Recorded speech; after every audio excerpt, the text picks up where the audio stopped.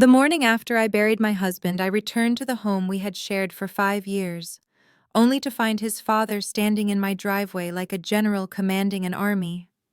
Two massive moving trucks idled on the wet pavement, their engines rumbling low and ominous in the gray dawn light. My front door stood wide open, exposing the sanctity of my grief to the neighborhood. I watched in frozen horror as strangers marched out carrying my life in cardboard boxes. They had my velvet armchair. They had the painting Liam bought me for our first anniversary. They even had the antique mirror I spent months restoring by hand. Conrad, my father-in-law, did not even flinch when I slammed my car door and ran toward him through the drizzle. He simply checked his gold watch and signaled for the movers to hurry. When I screamed at him to stop, he turned to me with a smile that did not reach his eyes. "This property reverts to blood family now, Camille. Pack your bags. You are trespassing." I stood there, rain mixing with the tears I thought I had finished shedding, and watched them dismantle my sanctuary. He thought he had won. He thought he could erase me just because my husband was gone. But as I looked at the smug satisfaction on his face, a cold calm washed over me. I wiped the rain from my eyes and stared him down. "You forgot one crucial thing, Conrad." Before I reveal exactly what he forgot and how I made him regret the day he crossed me, let me know where you are watching from in the comments. Hit that like button and subscribe if you have ever had to stand your ground when your world was falling apart. My name is Camille and I am 32 years old. Until 3 days ago, I was an architect specializing in historic restoration here in Savannah, Georgia. I was also a wife. Now I am a widow, and apparently I am homeless. The drive back from the cemetery had been a blur of Spanish moss and gray asphalt. I had buried Liam alone, essentially. His family had shown up, of course.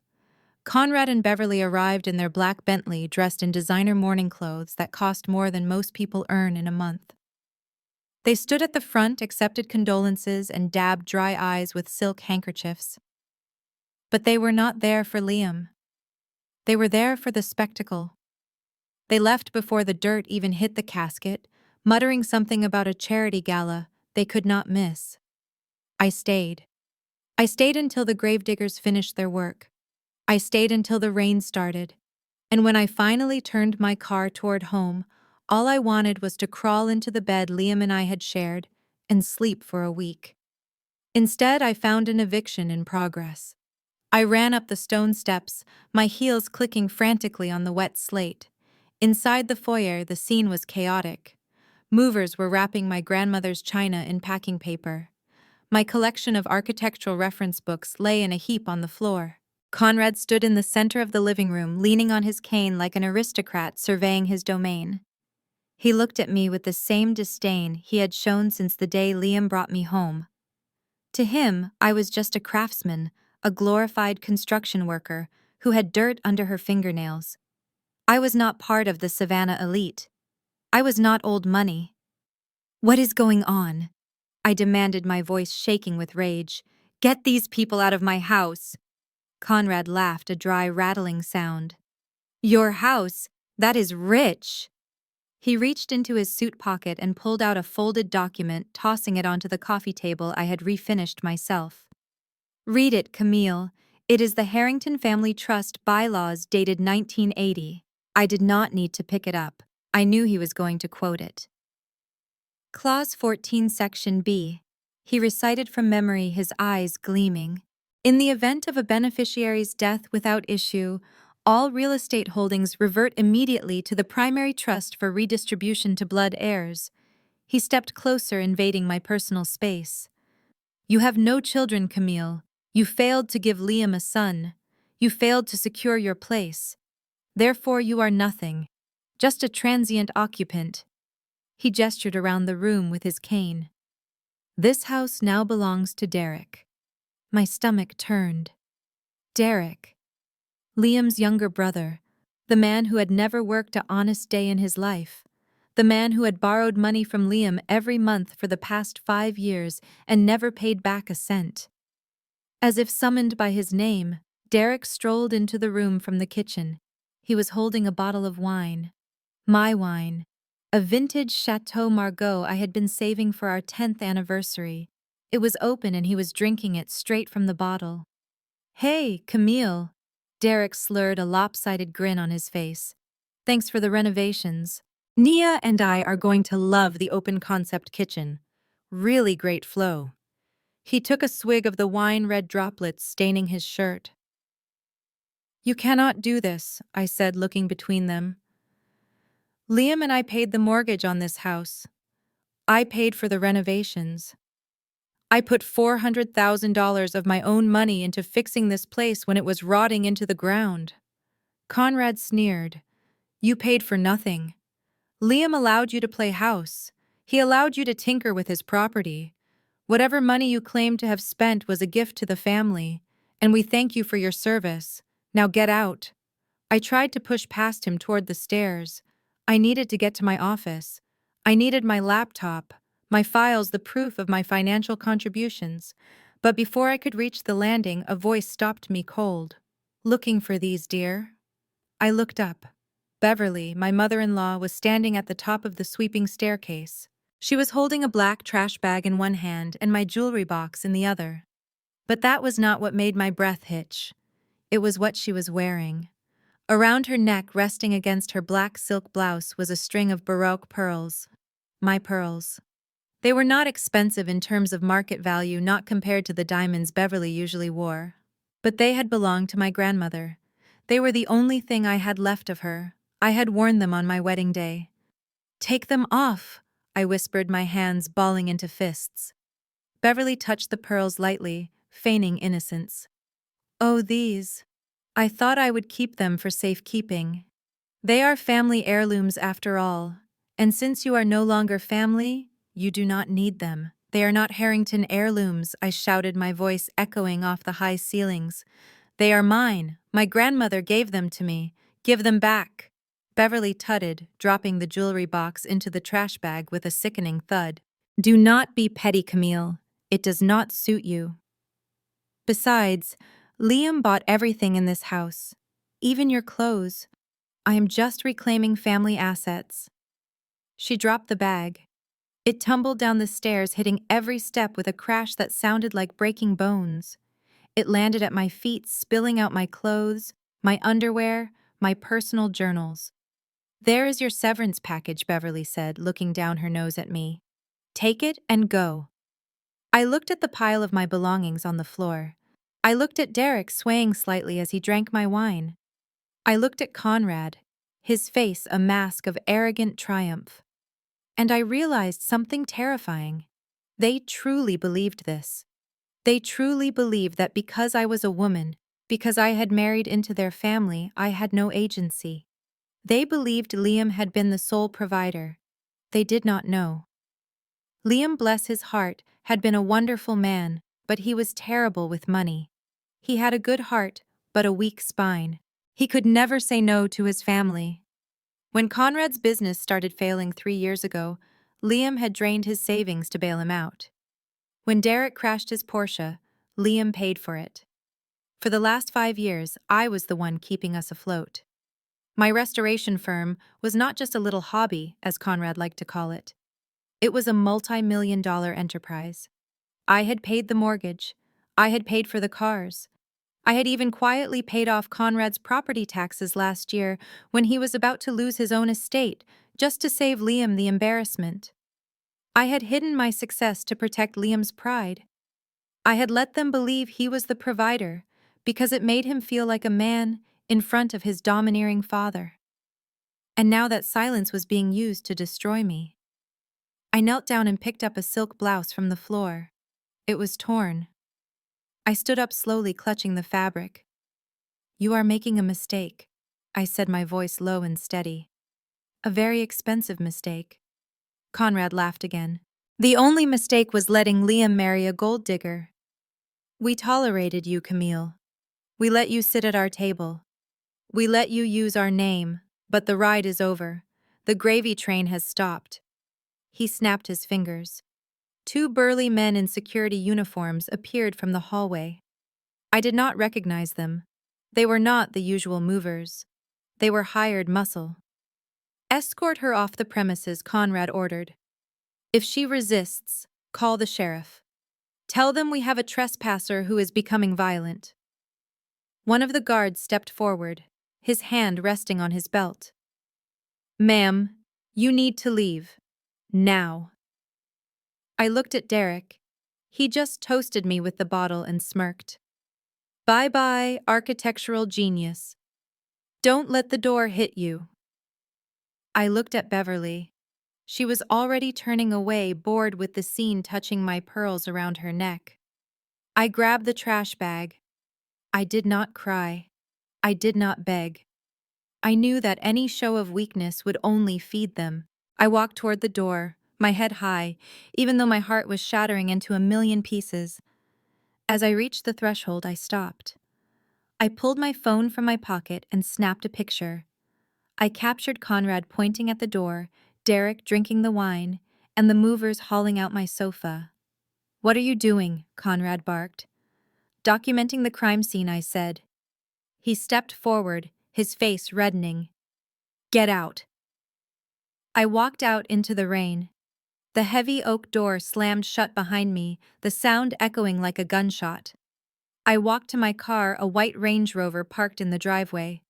I fumbled for my keys, my hands shaking now that the adrenaline was fading. I pressed the unlock button. Nothing happened. I pressed it again. Silence. Then I saw it. A wheel clamp attached to the front tire, a bright yellow boot that locked the car in place. I stared at it, rain plastering my hair to my face. The front door opened again and Conrad leaned out. Oh, I forgot to mention, he called out over the sound of the rain. The car is registered to Harrington Holdings. Since Liam is gone, the company is reclaiming its fleet. You can walk. He slammed the door again. I stood there in the driveway of the house I had restored, staring at the car I had paid for, but foolishly allowed Liam to register under the family company for tax benefits. I was stranded. It was 5 miles to the nearest town. It was getting dark. And I was holding a trash bag of clothes. I started walking. The rain was cold, soaking through my thin funeral dress. Every step was a battle against the urge to collapse on the side of the road and scream. But I kept putting one foot in front of the other. I walked until my heels blistered. I walked until I reached the highway.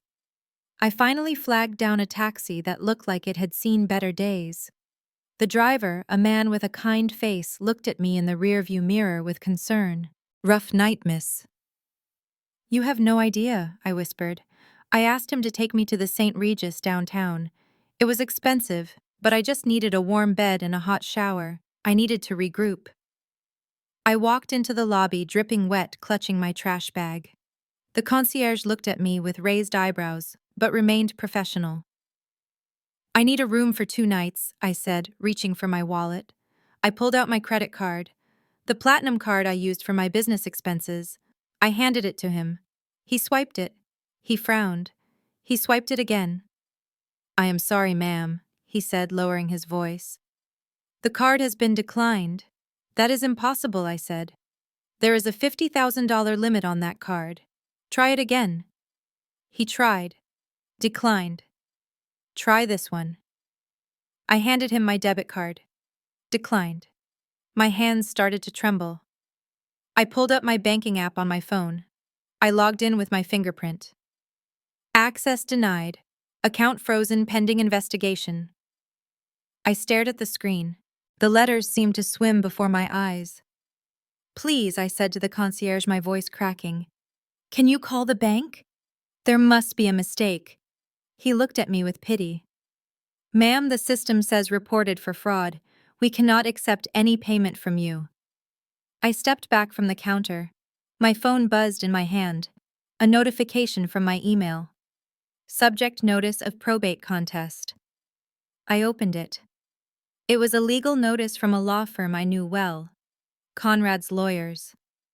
It stated that an emergency motion had been filed to freeze all assets of the late Liam Harrington and his spouse Camille Harrington, pending an investigation into the embezzlement of family funds. They had not just kicked me out. They had nuked my financial existence.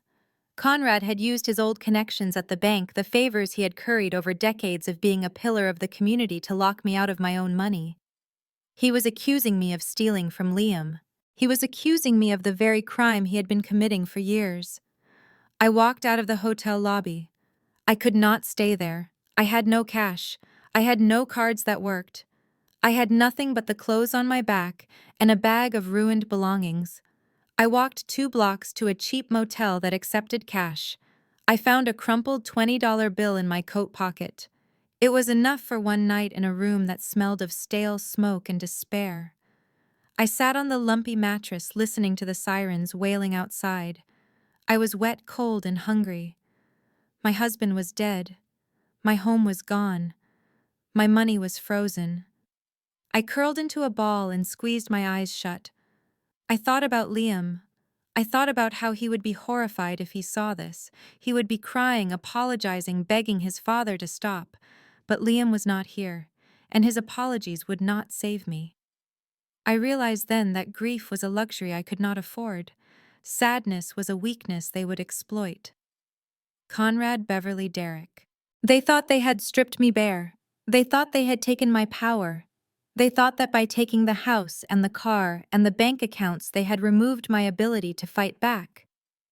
But they had made a critical error, a fatal miscalculation that only arrogant people make. They assumed my power came from Liam. They assumed I was just a wife. I sat up. I reached for my bag and pulled out the only thing I had managed to save from my office before Beverly stopped me. It was a small silver USB drive attached to my keychain. Nia Derrick's wife had slipped it into my hand at the funeral service right before the burial. She had hugged me, her face hidden by a wide-brimmed hat, and whispered, "Liam told me to give you this if anything happened. Do not let them see it." I had forgotten about it in the chaos. I plugged the USB into my phone using an adapter. Files appeared on the screen. Dozens of them, folder names that made my heart race. Harrington Tax Evasion 2020, Derrick Gambling Debts, Conrad Offshore Accounts, Double Mortgage Documents, 12 Oak Avenue. I clicked on the last one. 12 Oak Avenue. That was my address. That was the house I had just been kicked out of. I opened the document. It was a loan agreement. A high-interest predatory loan taken out against the house 3 years ago. The signature at the bottom was not Liam's. It was a forgery. A bad one.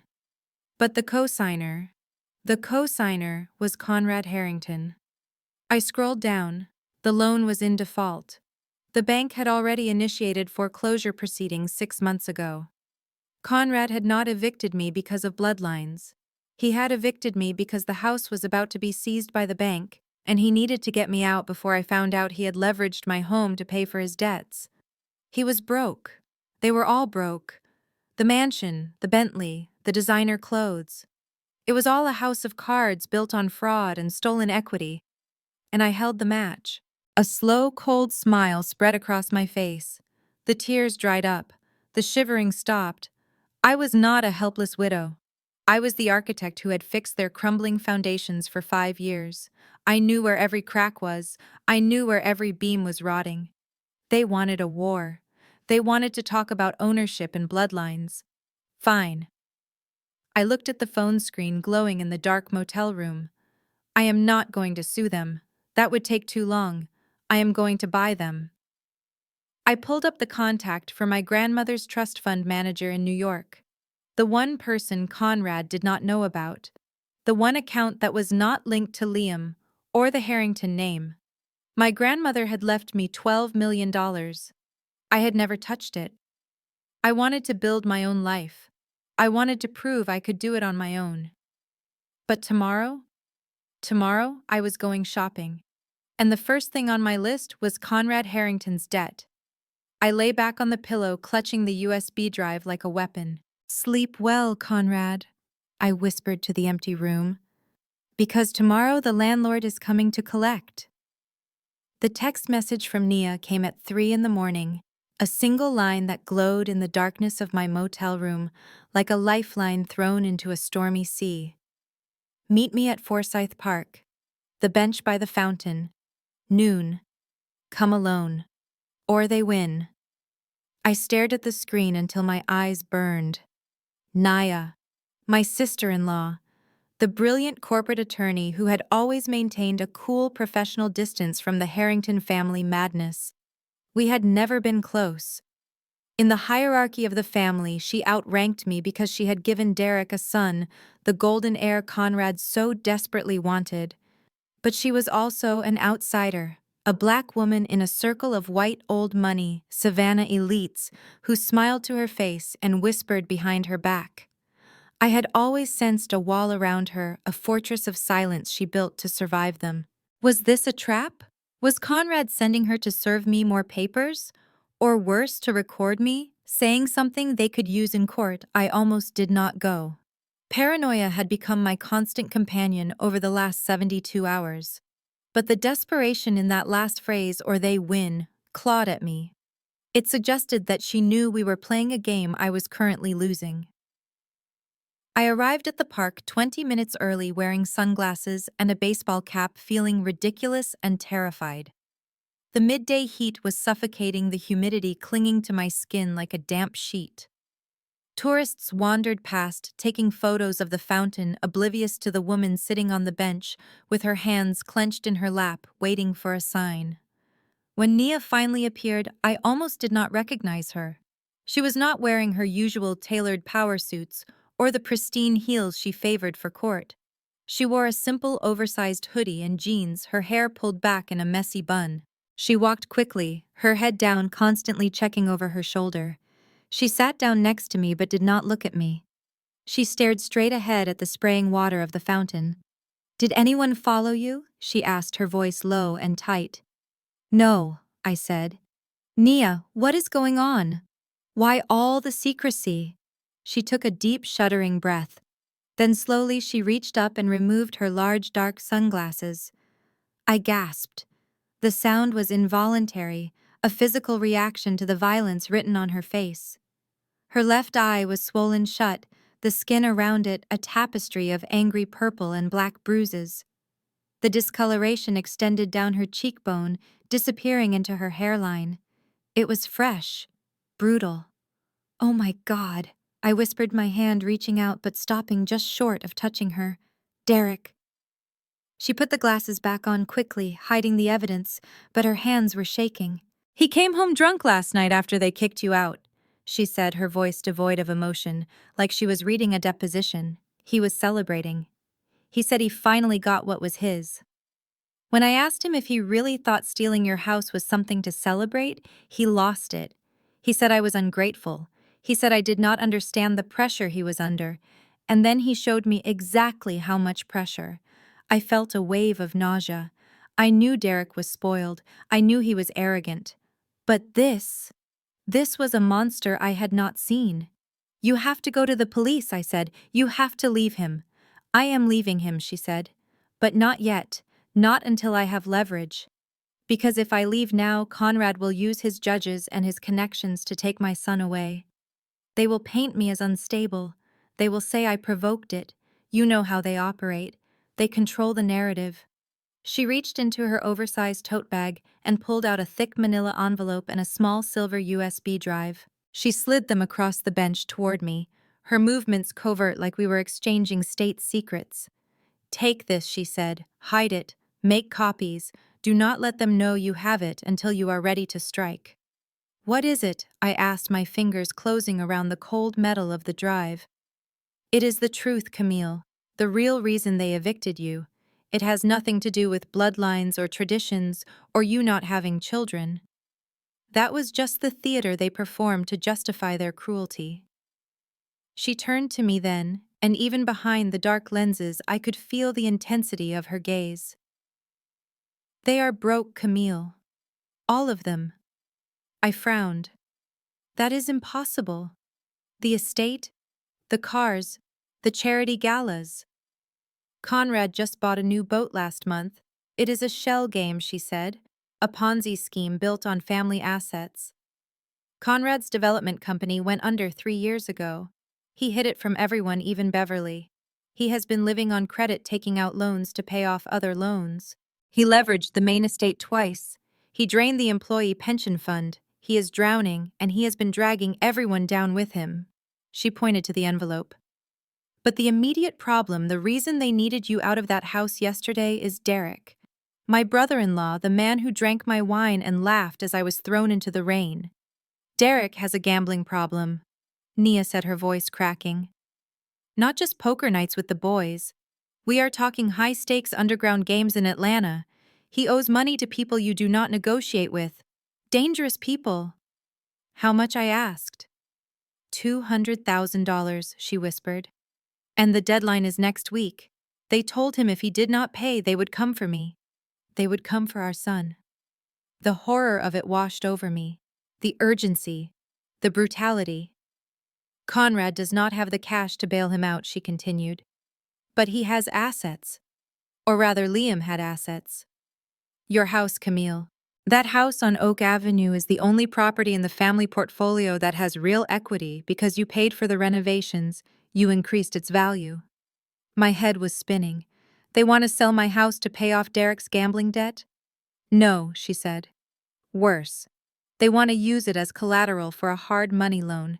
A predatory loan with an insane interest rate just to get the cash to pay off the sharks. But they could not do it while you were living there. They needed possession. They needed you gone so they could bring in the appraisers and sign the papers without you noticing. She tapped the envelope in my hand. But here is the part that is going to put them in prison. That file contains the mortgage documents for your house. Look at the date. I opened the envelope. My hands trembled as I pulled out a stack of papers. I scanned the first page. It was a mortgage modification agreement dated 3 years ago. It had Liam's signature on it, and Conrad's. I recognized Liam's handwriting immediately, the loops of the L, the sharp dot of the I. But something was wrong. Liam never told me about this, I said. We agreed we would not take out any loans against the house. We were trying to save for a baby. He did not want to do it, Nia said softly. Conrad forced him. I found the emails. They are on that USB drive. Conrad threatened to cut Liam off from the family trust if he did not sign. He told Liam it was just a temporary bridge loan to help the company through a rough patch. He swore he would pay it back in 6 months. But he never paid it back, did he? No. He stopped paying the interest 18 months ago. I stared at the document. The bank, a small regional lender that Conrad used to golf with, had initiated foreclosure proceedings silently. They had not sent notices to the house because Conrad had changed the mailing address to his office. So the house, I started, my voice failing. It is already in foreclosure, Nia finished. They kicked you out of a sinking ship, Camille. They evicted you from a house that the bank is going to seize in 30 days unless someone pays the arrears. They are hoping to get this new hard money loan to pay off the foreclosure and Derek's debt in one lump sum using the house's new appraisal value. They are gambling your home to save their skins. I looked at the documents again. The betrayal was absolute. Liam had been weak, yes. He had signed the papers, but he had been manipulated by a father who saw his children as piggy banks. And Conrad was not just a snob. He was a predator. Why are you giving me this? I asked, looking at Nia. If I use this, if I expose them, the house of cards falls. Derek goes to jail. Conrad goes to jail. You lose everything too. Nia let out a short, bitter laugh. I lost everything the moment my husband raised his fist to me because I dared to ask where our savings went. I am not doing this for the money, Camille. I am a lawyer. I can make my own money. I am doing this for my son. I do not want him raised by wolves. I do not want him to grow up thinking that this is how you treat people. She stood up, pulling her hood over her head to hide her face. That USB drive also has the bank records for the family trust, she said. The original trust, the one Conrad claims dictates the bloodline rule. What about it? It is a lie, she said. There is no bloodline clause for spousal eviction. In fact, the trust specifically states that surviving spouses have a lifetime right of residency. Conrad buried that page. He is counting on you not having the money to hire a lawyer to find it. I gripped the USB drive so hard it cut into my palm. Conrad filed a lawsuit against me yesterday, I said. He is suing me for my grandmother's pearls. He froze my bank accounts. Of course he did, Nia said. It is the scorched earth policy. He needs you destitute so you cannot fight back. He needs you too busy trying to survive to look at the paperwork. She looked down at me, and for a moment the tough lawyer facade cracked, revealing the terrified woman underneath. They are dangerous, Camille. They are cornered animals. Derek is desperate and Conrad is delusional. If they find out I gave you this. She did not finish the sentence. She did not have to. The bruise on her face said enough. I will protect you, I promised. I will leave your name out of it. I found this myself. I dug it up. Use it, she said. Burn them down. Take it all. Because if you do not stop them, they will do this to someone else. They will do it to my son. She turned and walked away, blending into the crowd of tourists, just another woman in a hoodie on a hot Savannah day. But she had just handed me a nuclear weapon. I sat on the bench for a long time after she left. The fountain bubbled cheerfully. A street musician started playing a jazz trumpet nearby. The world was normal, sunny, alive. But in my hands I held the anatomy of a crime. I looked at the mortgage document again, the foreclosure notice, the debt. Conrad Harrington was playing a game of high-stakes poker with money he did not have. He was bluffing. He was betting everything on the fact that I was just a grieving widow who would go quietly into the night. He thought he was the landlord. He thought he owned the board. But he had forgotten one crucial thing. I was the one with the cash. My grandmother's trust fund. The $12 million I had never touched. It was sitting in a high-yield account in New York, completely separate from the Harrington mess. I pulled out my phone. I dialed the number for the bank listed on the foreclosure notice, not the customer service line. I called the asset recovery department. I did not want to stop the foreclosure. I wanted to buy the debt. If I bought the note, if I became the holder of the mortgage, then Conrad would not owe the bank. He would owe me. And I was going to be a very, very demanding creditor. I stood up, shoving the documents into my bag. The fear that had paralyzed me for 3 days was gone, replaced by a cold, sharp clarity. They wanted to talk about who owned the house. Fine. Let's talk. But first I had one more stop to make. I needed a partner. Someone who hated Conrad Harrington as much as I did. Someone who knew the dirty underbelly of Savannah's real estate market and had the teeth to rip it open. I walked out of the park and hailed a taxi. Take me to the River District, I told the driver. I have a meeting with Elijah Thorne. The driver looked at me in the rearview mirror. Elijah Thorne, the corporate raider. Lady, you sure you want to go there?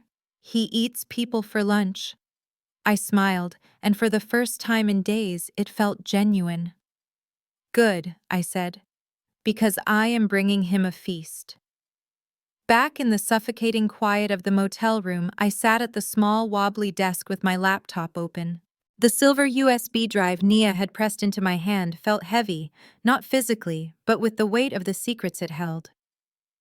Outside, the neon sign of the motel buzzed with an irritating hum, but inside the only sound was the frantic beating of my own heart. I took a sip of lukewarm water from a plastic cup and plugged the drive in. The screen flickered and a window popped up displaying a series of folders. My breath hitched when I saw the file names.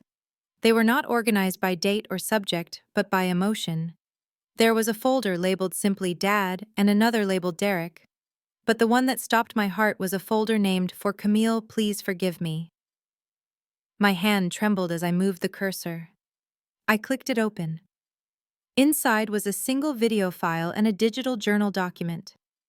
I hesitated. Seeing Liam's face right now, hearing his voice so soon after burying him, felt like tearing open a wound that had not even begun to scab over.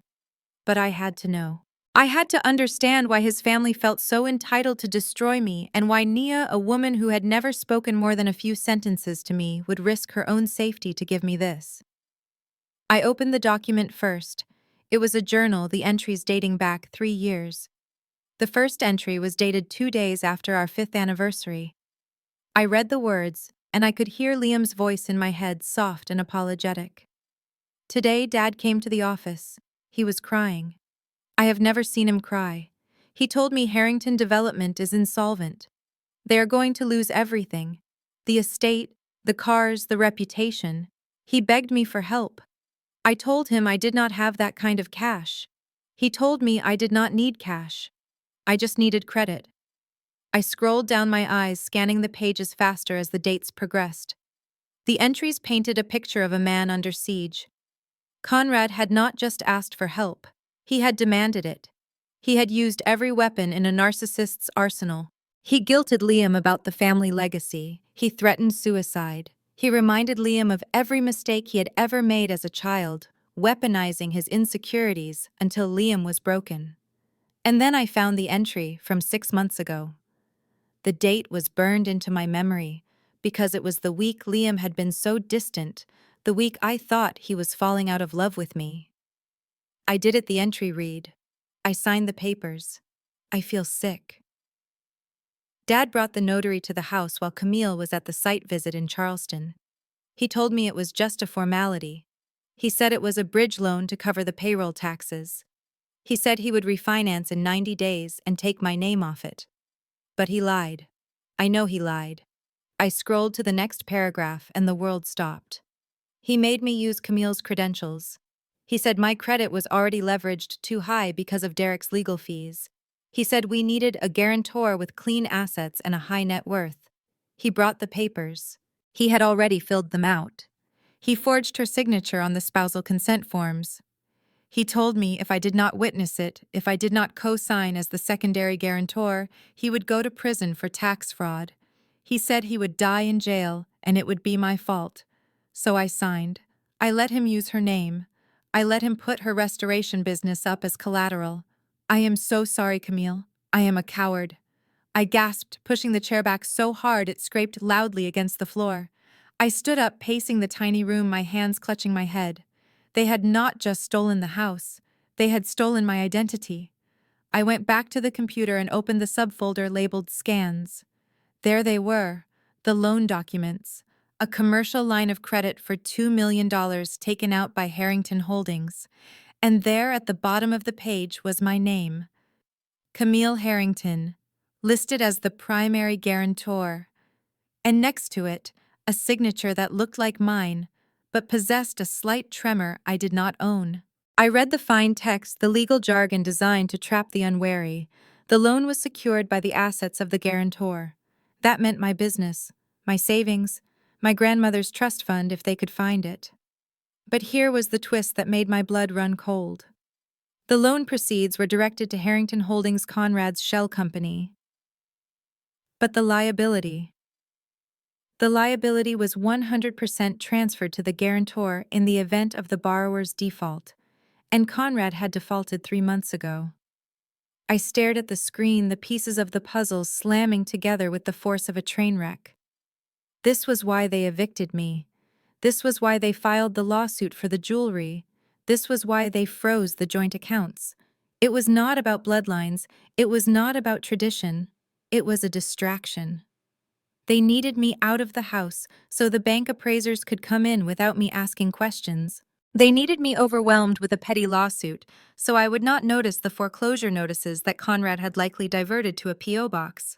They needed me destitute and broken so that when the bank finally came for my assets to pay off Conrad's debt, I would be too weak to fight. Conrad had set me up to be the fall guy for his entire financial ruin. I looked at the date on the default notice. The bank was preparing to seize assets in 14 days. If I did nothing, I would lose everything. My business, my reputation, my future. I would be left with millions of dollars in debt that I did not spend for a family that hated me. But amidst the horror, a cold, hard realization began to take root in my chest. The pain of losing Liam, the raw, bleeding grief I had carried for days began to harden. It calcified into something sharp and dangerous. Liam had betrayed me. There was no way around that. He had chosen his father's safety over mine. He had allowed them to put a noose around my neck to save his own skin. I looked at the video file. I hesitated, then clicked play. Liam's face filled the screen. He looked terrible, pale with dark circles under his eyes. He was sitting in his car, the same car Conrad had repossessed yesterday. "Camille," he said, his voice cracking. "If you are seeing this, I am gone. And I know you hate me. You should. I failed you. I let them use you." He wiped a tear from his cheek. "But I need you to know something. I did not just sign the papers. I made a copy. And I recorded the conversation with Dad when he forced me to do it. It is all here." He held up a small digital recorder in the video. "I hid the original recording in the safe at the boathouse. The combination is your birthday. Dad does not know about it. Use it, Camille. Use it to send him to hell. Do not save them. Do not save me. Save yourself." The video ended. I sat in the silence of the motel room, the hum of the refrigerator the only sound. The grief I had felt for Liam shifted. It did not disappear, but it changed texture. It was no longer the soft, weeping sorrow of a widow. It was the cold, clinical detachment of a survivor. Liam was weak. He was a victim of his father's abuse, yes, but he had made me a victim too. He had thrown me to the wolves to buy himself peace, but he had given me the knife to cut their throats. I looked at the loan document again. I looked at the default notice. Conrad thought he was clever. He thought he had successfully transferred his debt to me. He thought I was just the dumb wife who would cry and crumble. But he had forgotten to read the fine print of the very fraud he had committed. I pulled up the Georgia state statutes on commercial lending and guarantee agreements. I spent the next 2 hours reading cross-referencing and taking notes. And then I found it. A clause in the state law regarding fraudulent conveyance and the rights of a guarantor who has been defrauded. If I could prove the signature was forged, the loan would be void. But that would just save me. It would not punish them. It would just put us back to zero. Conrad would file for bankruptcy, and he would keep the house under some homestead exemption loophole, and he would live out his days playing the victim. No, that was not enough. I kept reading. And then I saw the other option, the right of subrogation. If a guarantor pays off the debt, they step into the shoes of the lender. They become the creditor. They gain all the rights the bank held, including the right to foreclose, including the right to seize collateral, including the right to evict. I sat back, my heart pounding a slow, steady rhythm against my ribs. The debt was $2 million. My grandmother's trust fund had $12 million. I could pay it. I could write a check tomorrow and clear the debt with the bank. And the moment I did that, the bank would transfer the note to me. I would own the debt. I would own the mortgage on the Oak Avenue house. I would own the lien on Conrad's Bentley. I would own the lien on Derek's condo, which I saw was also cross-collateralized in the loan. I would own them. A laugh bubbled up in my throat, a dark, humorless sound. They wanted to talk about who the house belonged to. They wanted to talk about blood rights. By this time tomorrow, I would not just be the lady of the house. I would be the bank. I closed the laptop. I stood up and walked to the mirror. My eyes were red, my hair was a mess, and my suit was wrinkled. But the woman staring back at me was not the same woman who had walked into this room 3 days ago. That woman had been a wife, a daughter-in-law, a peacekeeper. This woman was a creditor. I picked up my phone. I dialed the number for the trust fund manager in New York. It was 3 in the morning, but I did not care. When he answered, groggy and confused, I did not apologize. "Wake up," I said. "We have a transaction to make. I need access to the full liquid assets. Yes, all of it. No, I am not buying a building." I looked at the photo of Conrad and Beverly on my phone screen, taken from a society page just last week, smiling their shark smiles. "I am buying a family," I said, "and I plan to evict them all." The neon sign of the motel flickered outside my window, casting long, intermittent shadows across the stained carpet. But inside my mind, everything was crystal clear for the first time in days. I sat on the edge of the bed with my phone in my hand, staring at a number I had not dialed in 5 years. It was a private line to a corner office in Manhattan, a direct link to a life I had walked away from to be with Liam. Most people in Savannah knew me as Camille, the restoration architect, the woman who spent her days covered in drywall dust and paint samples. They knew I was good at my job, but they assumed I was just another middle-class professional hustling to make ends meet. Even Conrad, with all his pretentious obsession with lineage and background, had never bothered to look past my maiden name. If he had, he might have realized that my grandmother was not just a sweet old lady who left me some pearls.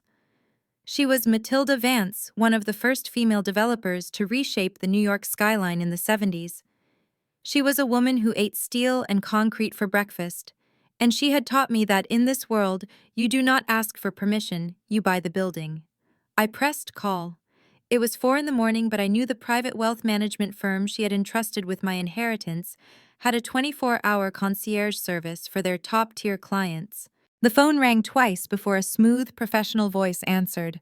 Vance Family Trust dedicated line. This is Benedict. Benedict. I closed my eyes, remembering the old man who used to bring me peppermint candies when I visited my grandmother's office. He had managed the family assets for 40 years. Benedict, it is Camille, I said, my voice raspy from lack of sleep. There was a pause, a beat of stunned silence that stretched across the phone line. Miss Camille, his voice lost its professional detachment, replacing it with genuine shock. My goodness, it has been years. We received the notification of your husband's passing. We sent flowers to the estate, but we were not sure if you were receiving mail. I did not get them, I said dryly. My father-in-law likely threw them in the trash along with my clothes. I heard the sound of a chair shifting on the other end. Is everything all right, Miss Camille? You have not touched the accounts since your grandmother passed. You were very clear that you wanted to live independently. I admitted, looking around the dingy motel room. I wanted to build something of my own, Benedict. I wanted to know that if I succeeded, it was because of my talent, not my last name. I wanted Liam to feel like he was the provider because he needed that. He needed to feel like a man in a family that constantly made him feel small. And now Benedict asked gently. Now I realize that independence without protection is just vulnerability, I said. I am done playing the struggling artist, Benedict. I am done being humble. I need a status report. What is the current liquidity of the primary trust?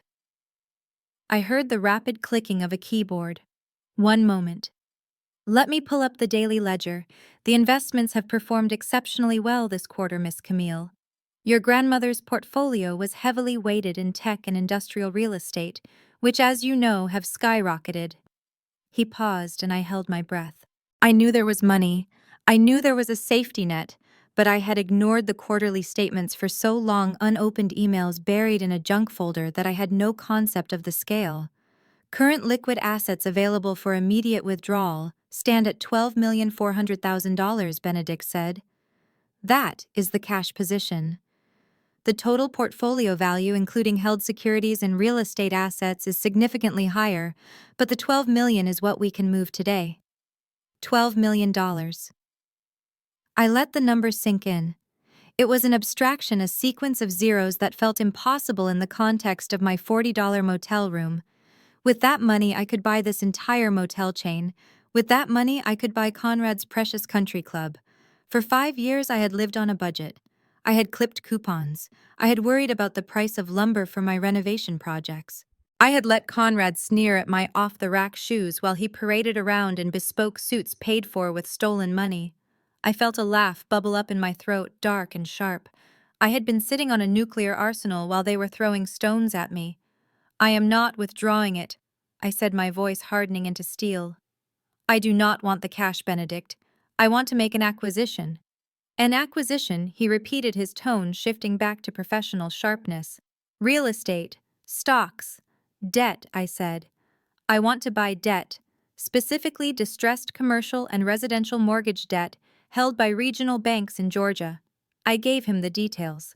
The bank that held the mortgage on 12 Oak Avenue, the bank that held the lien on Conrad's Bentley. The shady lenders who held the notes on Derek's condo. I want to purchase the assignments of these mortgages, I explained. But I cannot do it as Camille Harrington. If Conrad sees my name, he will run. He will file for bankruptcy protection or hide assets before I can touch them. I need to be a ghost. I understand, Benedict said. You need a special purpose vehicle. An LLC. Exactly. I want you to form a company. Delaware registration. Total anonymity. Use the trust's legal team to expedite the filing. I want it active by 9 a.m.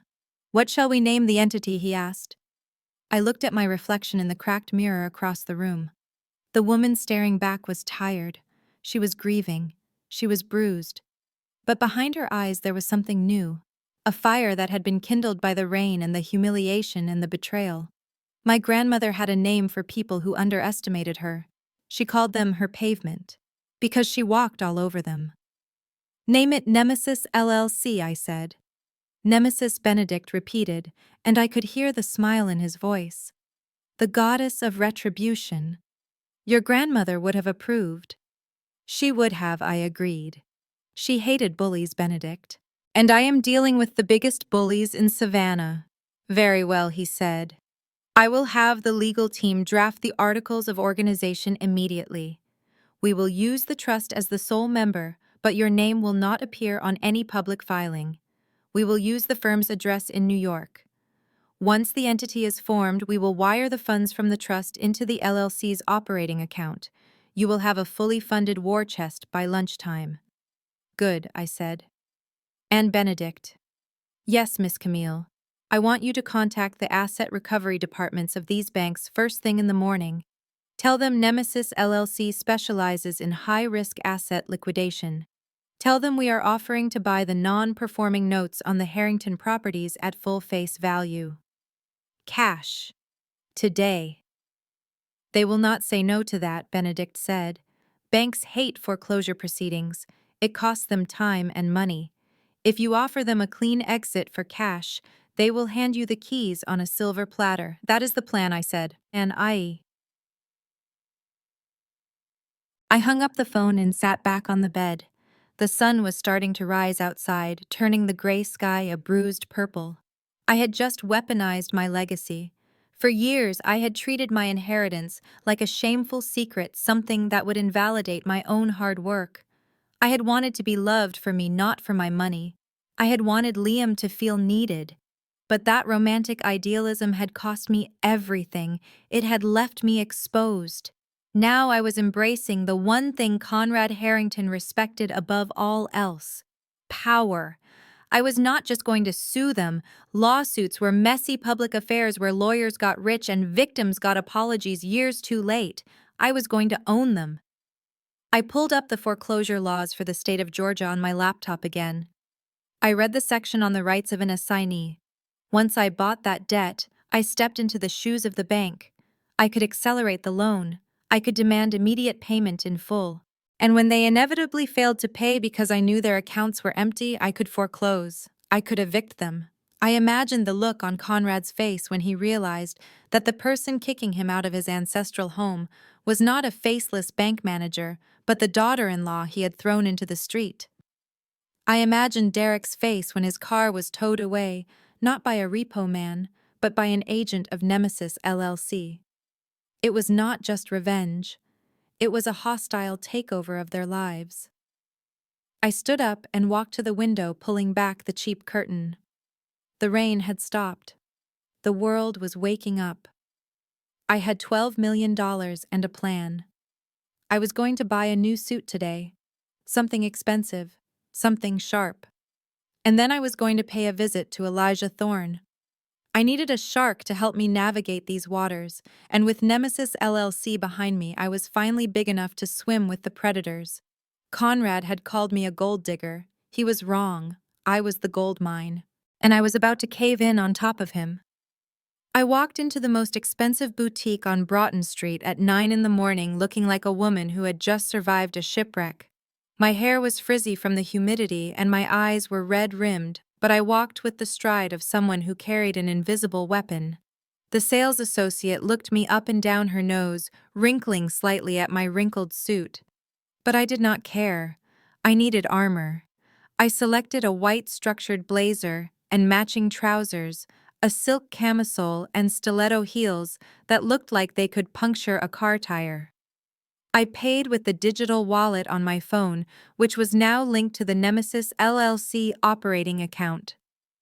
The transaction cleared instantly. When I stepped out of the dressing room, I left the grieving widow on the floor with the discarded gray suit. The woman who walked out was sharp, clean, and dangerous. I took a cab to the River District where the old cotton warehouses had been converted into high-end lofts and offices. Elijah Thorne's office was on the top floor of a red brick building that overlooked the Savannah River. Elijah was a legend in this town, but not the kind you invited to garden parties. He was a corporate raider, a man who bought failing businesses, stripped them for parts, and sold the scraps for a profit. Conrad called him a vulture. I called him a necessary evil. The receptionist tried to stop me. "Mr. Thorne is in a meeting," she said, eyeing my new suit with a mix of appreciation and suspicion. "Tell him Camille Harrington is here," I said. "Tell him I have a business proposition regarding the destruction of Conrad Harrington." She blinked, then picked up the phone. 30 seconds later, the heavy oak doors swung open. Elijah Thorne was a small man with eyes like flint and a smile that showed too many teeth. He was sitting behind a glass desk that looked more like a command center than furniture. He did not stand up. "Well, well," he said, his voice like gravel. "The widow Harrington. I heard you were sleeping on the street. Conrad has been telling everyone at the yacht club that you ran off with the pool boy and stole the family silver." "He is a liar," I said, sitting down in the leather chair opposite him without being asked. "And he is broke." Elijah laughed, a short barking sound. "Everyone knows Conrad is a liquid darling. That is not news. He has been floating checks since 2019. Why are you here? Do you want me to sue him for you?" "I do not do charity cases. I am not here for charity," I said. "I am here to hire you as a broker." I opened my laptop and turned it around so he could see the screen. It displayed the balance of the Nemesis LLC account, $12,400,000. Elijah stopped laughing. He leaned forward, his eyes narrowing as he counted the zeros. "Who is backing you?" he asked, his voice dropping an octave. "My grandmother was Matilda Vance," I said. Elijah let out a low whistle. "The Vance real estate empire. I thought that money was tied up in New York." "It was," I said, "until this morning. Now it is here. And I want to go shopping." I pulled up the spreadsheet I had compiled from the files on the USB drive. Conrad Harrington owes $2 million on the Oak Avenue house to Heritage Bank. The loan is non-performing. He owes $400,000 on his commercial warehouse to First City lenders. He owes $50,000 on the Bentley to a leasing agency. And Derek owes $200,000 to some very bad people who are about to start breaking legs. I looked Elijah in the eye. "I want to buy the debt, Elijah. All of it. I want to buy the mortgages, the car notes, the commercial liens. I want to buy every single piece of paper that holds the Harrington name." Elijah leaned back, steepling his fingers. "You do not want to pay it off," he clarified. "You want to acquire the position of the lender." "Exactly," I said. "I want to be the creditor. I want to step into the shoes of the bank." "Why do you need me?" he asked. "You have the cash. You could walk into Heritage Bank yourself." "If I walk in there, they will call Conrad," I explained. "They are his old golf buddies. They might tip him off, give him time to hide assets, or file for emergency bankruptcy protection." "I need a shark, Elijah. I need someone they fear, but someone they do not associate with me. I need you to go in there as Nemesis LLC. Tell them you are aggressively acquiring distressed assets in the region. Offer them face value for the notes, cash, today. They will be so happy to get the toxic debt off their books, they will not ask who the principal member is until the ink is dry." Elijah smiled, and for the first time it looked genuine. It was the smile of a predator who had just spotted a wounded gazelle. "You want to foreclose on your father-in-law," he said. "I want to evict him," I corrected. "I want to take the house he kicked me out of. I want to take the car he drives to his charity galas. I want to take the roof over Derek's head. I want to own everything they think makes them special." Elijah picked up his phone. "Conrad cheated me on a land deal 10 years ago," he said softly. "He cost me $1 million and laughed about it at the club. He called me new money trash. He looked at me. I will do it for free. Just let me be there when you drop the hammer." "No," I said. "This is business. I pay your standard commission. I want everything clean. I want everything legal. I want a paper trail so thick they cannot claw their way out of it." "Deal," he said. We spent the next 6 hours waging financial warfare from his office. Elijah was a master. He put his team on the phones immediately. They called the asset recovery departments of 3 different banks. The conversations were short and brutal. Banks do not like holding bad debt. It ruins their balance sheets.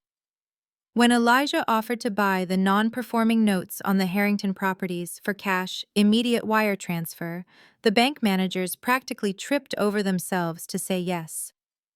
By 2 in the afternoon, we had secured the assignment of the mortgage for the Oak Avenue house. The bank faxed over the confirmation. I stared at the document. It was done. I was now the holder of the note.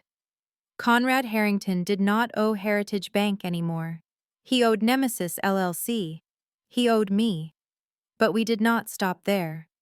We tracked down the lender holding the note on Derek's condo. It was a predatory lender, a second-tier finance company that charged exorbitant interest. They sold us the note for 90 cents on the dollar, happy to cash out, before Derek defaulted completely. Then came the hardest part: the gambling debt. Elijah made a few calls to people I did not want to know. He spoke in code, discussing markers and obligations. "Derek's debt has been sold to a collection agency in Atlanta," Elijah told me after hanging up. Nasty guys. They were getting ready to send someone down to collect in person. "Buy it," I said. "You cannot buy illegal gambling debt legally," Elijah warned. "Then buy the judgment," I said, remembering something from the files. The collection agency had likely filed a judgment lien against Derek's assets if they were even halfway professional criminals. Elijah did some digging. He found it. A shell company connected to the bookies had filed a lien against Derek's future inheritance rights. It was messy, but it was purchasable. We bought that too. By 5 o'clock, the sun was beginning to set over the river, turning the water a deep blood orange. My phone buzzed with notifications from Benedict in New York, confirming the wire transfers. $3.4 million spent. I looked at the stack of digital documents on Elijah's large monitor. The mortgage on 12 Oak Avenue. The mortgage on Derek's condo. The lien on the Bentley. The commercial loan on Conrad's defunct office building. I owned it all. I was the landlord. I was the bank. I was the reaper. Elijah poured 2 glasses of scotch and slid one across the desk to me. "To Nemesis," he said. "To Nemesis," I replied, taking a sip. The liquid burned pleasantly going down. "So what is the play?" Elijah asked. "Do we send the demand letters tomorrow?" "No," I said, staring at the screen.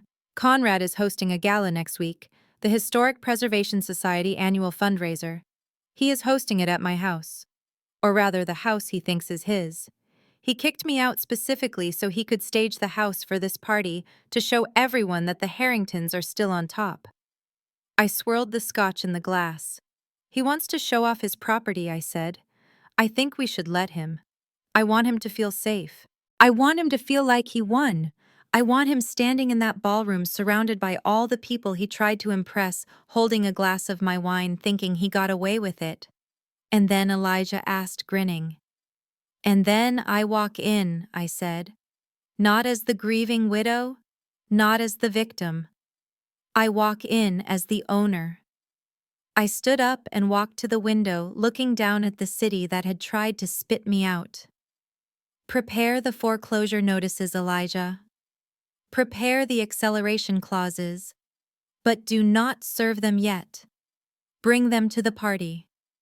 You are going to serve him at his own gala? Elijah asked, delighted. I am going to serve him in front of the mayor, the bank board, and every socialite in Savannah, I said. I want witnesses. I want everyone to see that the Harrington Empire belongs to the girl from nowhere.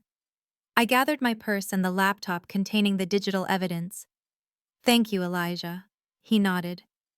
Camille, one question. Why buy the debt on Derek's condo? Why not just let the bookies break his legs? Because I said, pausing at the door, because taking his home is worse. Derek loves that condo more than he loves his wife. It is his bachelor pad, his symbol of freedom. If I take it, he has to move back in with his parents. And if I take his parents' house too, then they all have to live in a rental apartment together. I smiled a cold, humorless expression. Conrad, Beverly, and Derek trapped in a 2-bedroom apartment with no money and no one to blame but each other. That Elijah is a fate worse than a broken leg. That is hell. I walked out of the office and into the evening air. The humidity had broken, and a cool breeze blew off the river. I felt light. The crushing weight of grief was still there, buried deep, but on top of it was a layer of armor forged in gold and ink. I hailed a cab. Take me to the St. Regis, I told the driver. But your cards do not work, he said, recognizing me from the news report about the eviction, or maybe just guessing from my earlier motel drop-off.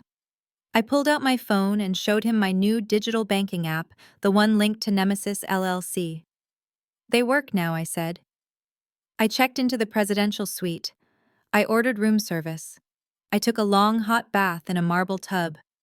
And then I sat down at the desk with the hotel stationery and wrote a single note.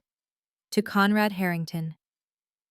I sealed it in an envelope and addressed it to 12 Oak Avenue. I did not put a return address. Inside was a single photograph. The one I had taken of him standing in the doorway, pointing his finger at me while the movers carried out my life. On the back, I had written 3 words. Rent is due. I called the courier service. Deliver this tomorrow morning, I instructed. The game was set. The pieces were moving. And Conrad Harrington had no idea that the property he was so proud of had just been sold out from under him by the woman he called a trespasser. I turned off the lights, and for the first time in a week, I slept without dreaming.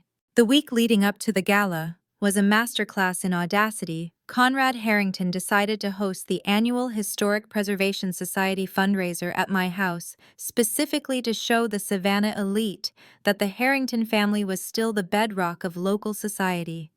He sent out engraved invitations on heavy cream stock, announcing that the event would be held at the newly restored Harrington Estate, a name that erased my 5 years of sweat and equity with a single printing press stroke.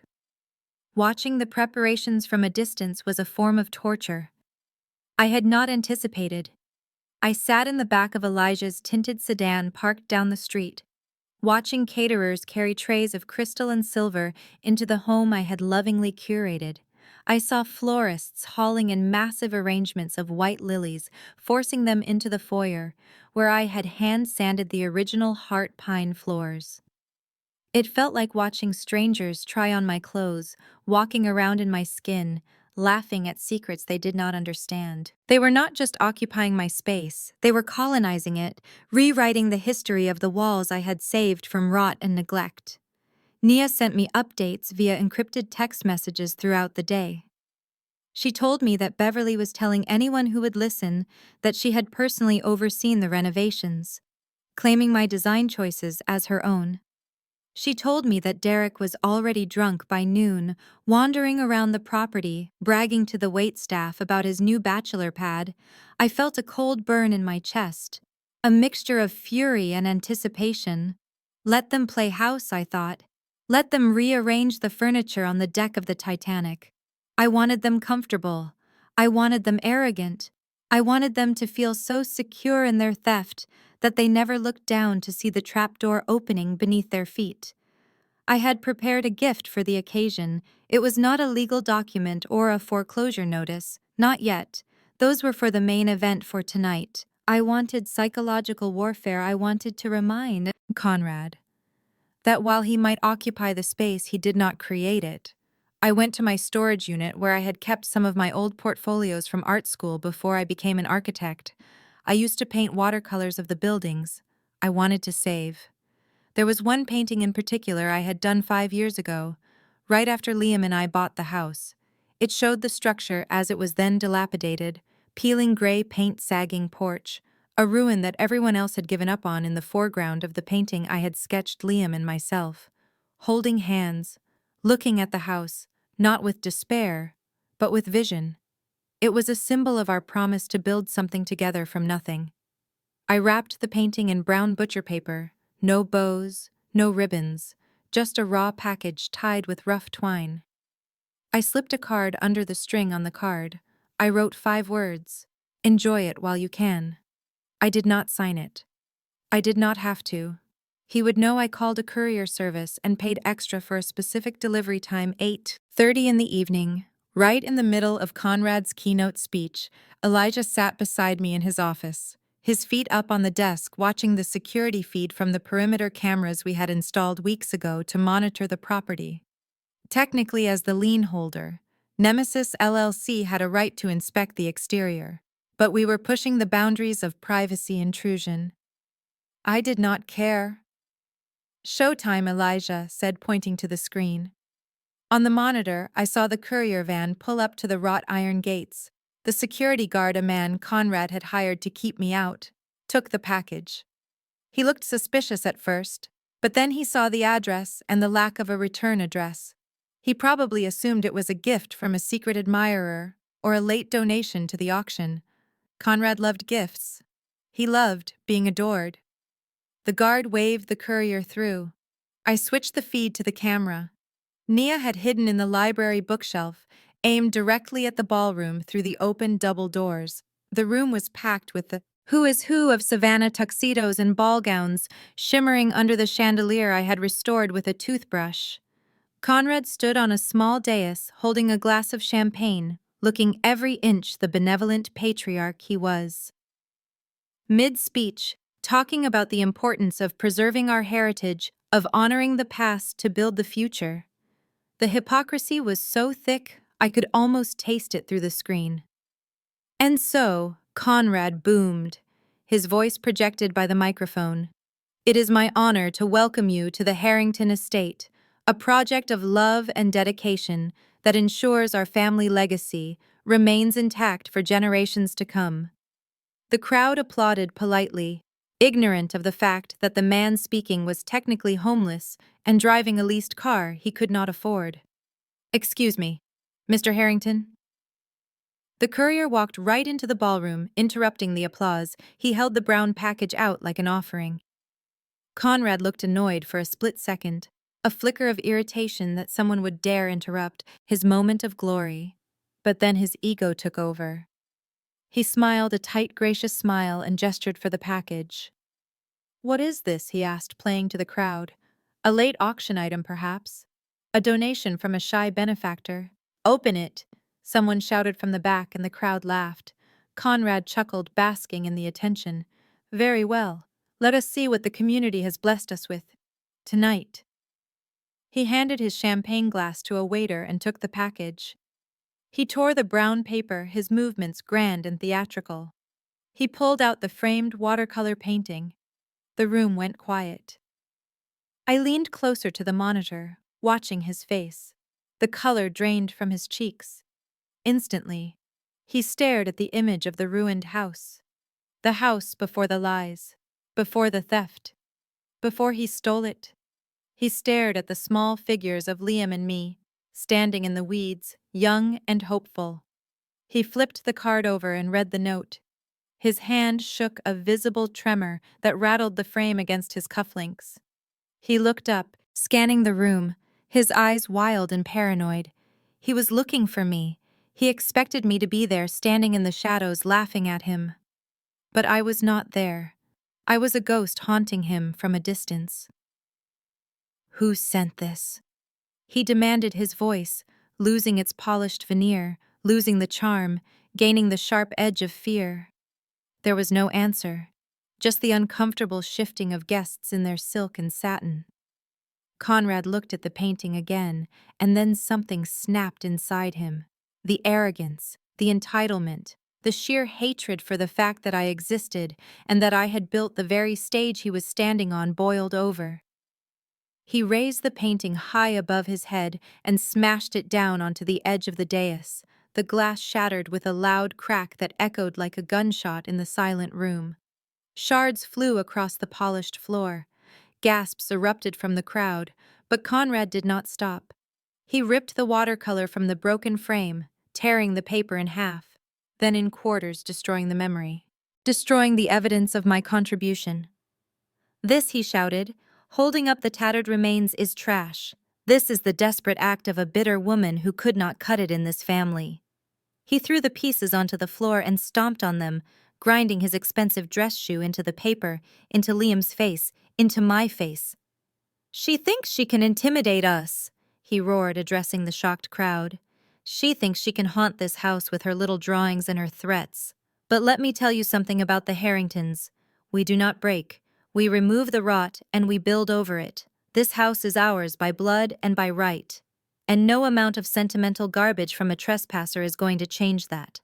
He was panting, his face red, his composure completely gone. He looked less like a patriarch and more like a madman, raving at invisible enemies. Beverly rushed to his side, grabbing his arm, trying to calm him, whispering furiously in his ear.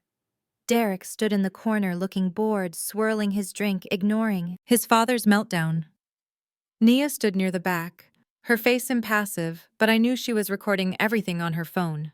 Conrad pushed Beverly away, smoothing his suit jacket, trying to regain his dignity, but the damage was done. The guests were whispering the illusion of the perfect stable. Old money family had cracked, just like the glass on the floor. They had seen the rage beneath the surface. They had seen the fear. "Apologies, everyone," Conrad said, his voice tight, breathless. "Just a little family prank in poor taste. Please enjoy the band, enjoy the food. The Harrington legacy is stronger than ever." The band started playing a nervous, upbeat jazz number, trying to cover the awkwardness. Waiters rushed to sweep up the glass and the torn paper, erasing my gift from the floor. I sat back in Elijah's office and let out a long, slow breath. It was perfect. He had taken the bait. He had shown everyone exactly who he was. A man so threatened by the truth that he had to destroy it physically, violently. He had called me weak. He had called me bitter. Elijah chuckled beside me. "That went well," he said, pouring another drink. "He looks rattled." "He is terrified," I corrected. "He knows, deep down, that the house does not belong to him. He knows he is a squatter in a silk suit, and that painting, it reminded him that without me, that house would still be a rotting pile of wood. He hates that he needs me. Or rather, he hates that he needed me." I watched the screen as the party slowly resumed, though the energy was different now. Strained. Artificial guests were leaving early, making excuses, checking their watches. The air of celebration had been sucked out of the room, replaced by the stale scent of desperation. Conrad spent the rest of the night drinking heavily. His laughter too loud, his gestures too broad. He was trying to drown the fear, trying to convince himself that destroying a painting was the same as destroying the threat. He had no idea. He thought that was my move. He thought that was my attack, a sentimental gesture from a grieving widow. He did not know that, while he was stomping on my watercolor painting in a fit of rage, my lawyers were finalizing the paperwork to seize the very floorboards he was standing on. He did not know that the catering company he had hired was owned by a subsidiary of Nemesis LLC, and that the bill for tonight's party was going to bounce because I had just frozen his last operational credit card 20 minutes ago. "Enjoy it while you can, Conrad," I whispered to the screen, watching him stumble slightly as he reached for another drink. "Because the hangover tomorrow is going to be biblical." I stood up, smoothing my skirt. I felt a cold, hard satisfaction settle in my gut. The emotional part of me, the part that mourned the loss of my artwork, the part that hurt for the memory of Liam, was quiet. The strategic part of me, the architect, was in control. Now I had tested the foundation, I had found the cracks, and I had applied pressure. Now it was time to bring the whole structure down. I turned to Elijah. "Is the paperwork ready for the morning?" I asked. He nodded, grinning, stamped, filed, and ready to serve. We hit them at sunrise. "Good," I said. I walked out of the office, leaving the image of Conrad Harrington dancing on the grave of his own reputation playing on the screen. I went back to the hotel, but I did not sleep. I sat by the window watching the city lights, waiting for the dawn. The party was over. The eviction was about to begin. The invitations for Derek's housewarming party were printed on heavy cream cardstock with gold leaf lettering that probably cost more than my first car. They announced the unveiling of the newly reimagined Harrington Bachelor Estate, a phrase that made my stomach turn. It had been exactly 30 days since Conrad evicted me from my home. 30 days since they threw my clothes into the mud. 30 days since they thought they had erased me. I sat in the back of a black SUV parked just down the street, obscured by the hanging Spanish moss of the live oaks. On the tablet in my lap, I watched the live feed from the security cameras Nia had helped me access. My house was glowing with light. Every window was ablaze, casting long shadows across the lawn where expensive cars were lined up like beetles. Inside the scene was a grotesque parody of the life I had built. The foyer, where I had carefully restored the original heart pine floors, was now crowded with the Savannah elite. They held crystal flutes of champagne, their laughter sharp and brittle, echoing off the high ceilings. Beverly was holding court in the center of the living room.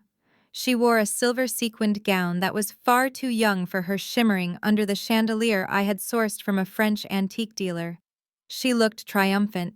She looked like a queen who had finally conquered a rebellious province. I watched on the screen as she gestured wildly with her drink, slopping champagne onto the floor. She was pointing at the fireplace, the one I had spent weeks stripping of layers of paint to reveal the original marble underneath. It was just so dark before Beverly announced to a circle of admiring women, her voice shrill through the audio feed. Camille had such a depressing aesthetic. Everything was old and dusty. We had to gut it to bring some life back into the place. I watched as she patted the mantel. It was painted white now. Bright, glossy, cheap white paint, slathered over century-old Italian marble. "We wanted to modernize it for Derek," she continued. "He needs a space that reflects his vibrancy. We took down those awful heavy drapes and got rid of that depressing library. Who needs books when you can have a media wall?" My heart went cold. The library. That was where Liam and I used to sit on rainy Sundays. It was where I kept my architectural sketches.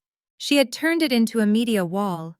She had erased the soul of the house and replaced it with a flat-screen television and white paint. "It is much more open now," one of the guests cooed. "You have done wonders, Beverly. It feels so fresh." Beverly beamed, soaking up the praise that belonged to the ghost of the woman she had evicted. "Well, you know what they say. Out with the old, in with the new. We are just so glad to have the house back in the family proper. It feels right, doesn't it? Like it was always meant to be this way." In the corner of the frame, I saw Derek. He was already drunk. His tie was loosened, and he was leaning heavily against the wall where my piano used to be. He was holding court with a group of his gambling buddies, men in flashy suits who looked out of place among the old money crowd. "This is the life, boys," Derek shouted, raising his glass. "No mortgage, no rent, just pure Harrington legacy. Dad really came through." The old man kicked the squatter out and handed me the keys. He laughed, a wet, ugly sound. "She even left the wine cellar stocked," he bragged. "We are drinking bottles tonight that cost more than her car. Drink up! It is all free." He stumbled slightly, spilling red wine down the front of his shirt. He did not even notice. He just wiped it with his hand, smearing the stain further. He was treating the house like a fraternity, desecrating the sanctuary I had built with sweat and love. But amidst the noise and the self-congratulatory toasts, there was one person who was not celebrating. Nia stood in the far corner of the room near the entrance to the kitchen. She was wearing a simple black dress blending into the shadows. She held a glass of sparkling water that she had not touched. On the screen, I zoomed in on her face. She looked terrified. Her eyes were darting around the room, watching Conrad shaking hands, watching Beverly preening, watching Derek stumbling. She checked her watch. 7:58. She checked it again 10 seconds later. She was waiting. She knew the timeline. We had coordinated everything down to the minute. She knew that the servers circulating with trays of hors d'oeuvres were not from the usual catering company Conrad used. They were contractors hired by Nemesis LLC. She knew that the security guards at the gate were not there to keep people out, but to keep the family in when the time came. She looked directly at the security camera hidden in the smoke detector. For a brief second, our eyes met through the digital divide. She gave a microscopic nod. It was time. Conrad was tapping a spoon against his glass, calling for silence. The room quieted down. He stepped into the center of the room, standing on the rug I had bought in Morocco. Friends, family, distinguished guests.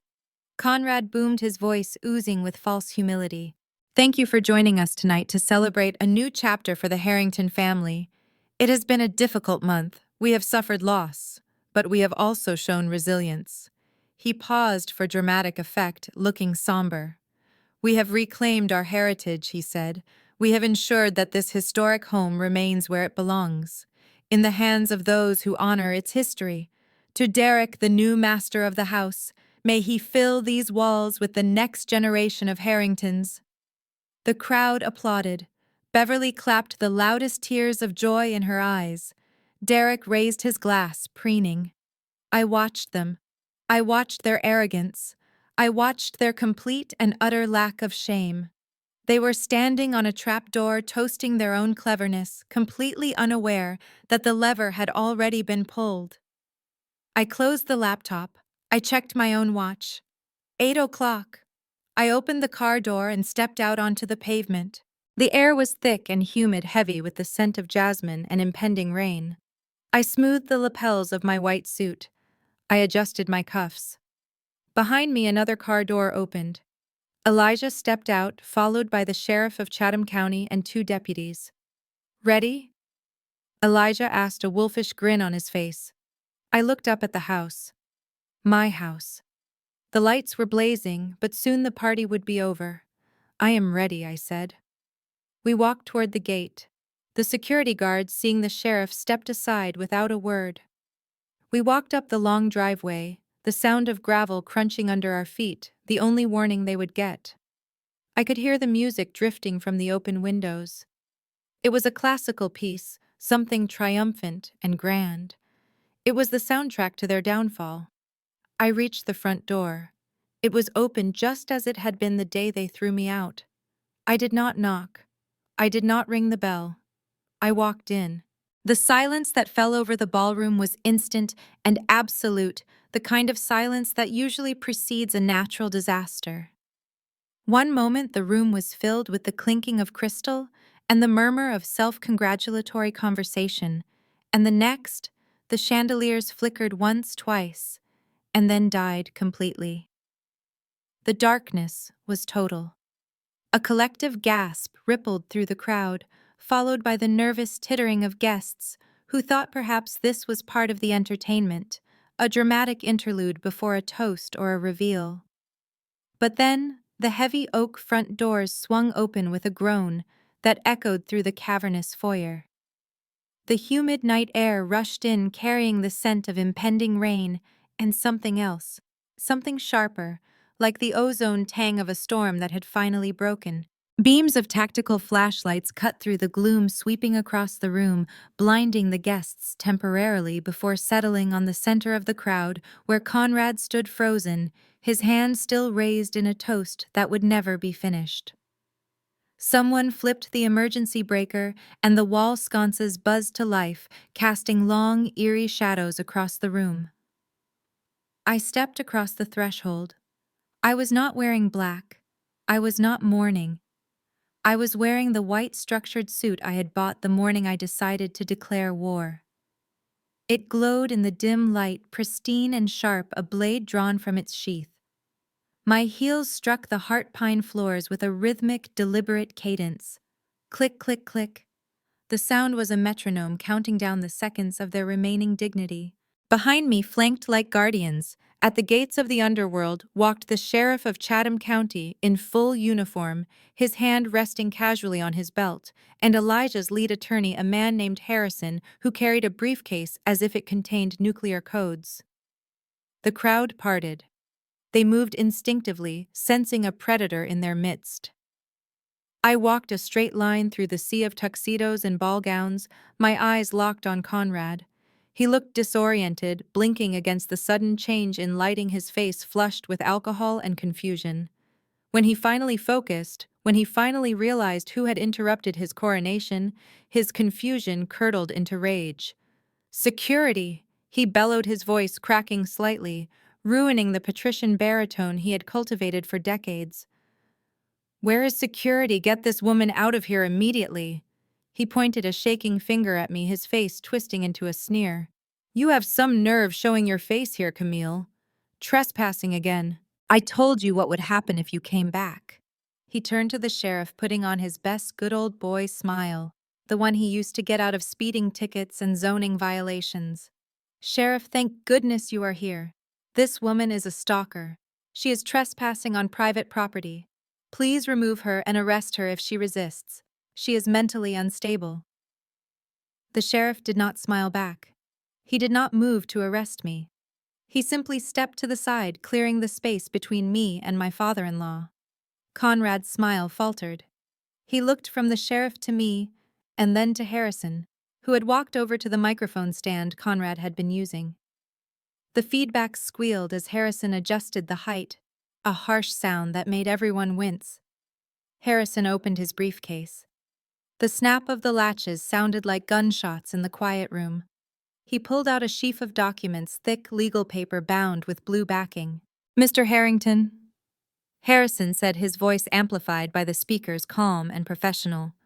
The voice of the executioner reading the warrant. "I am afraid there has been a misunderstanding regarding the definition of trespassing." Conrad laughed, a nervous, wet sound.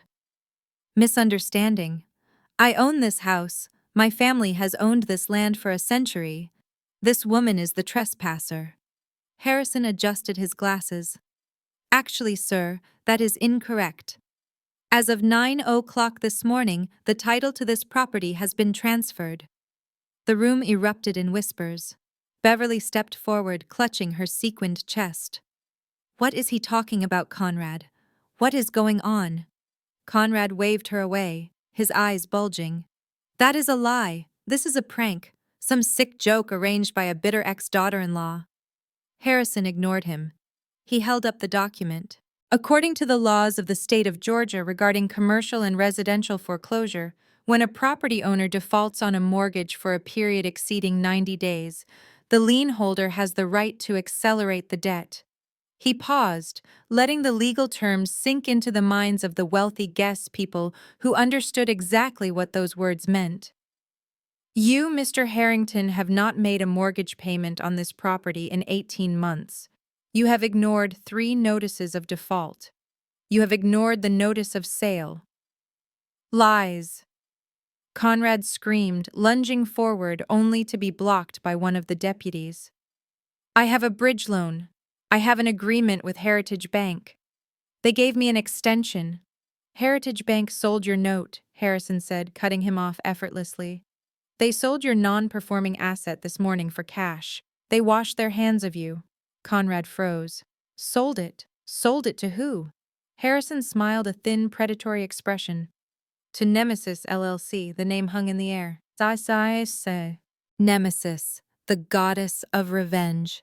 And Nemesis LLC, Harrison continued, his voice booming through the ballroom, has exercised its right as the new creditor to foreclose immediately due to the distressed nature of the asset and the borrower's insolvency. He turned and gestured to me.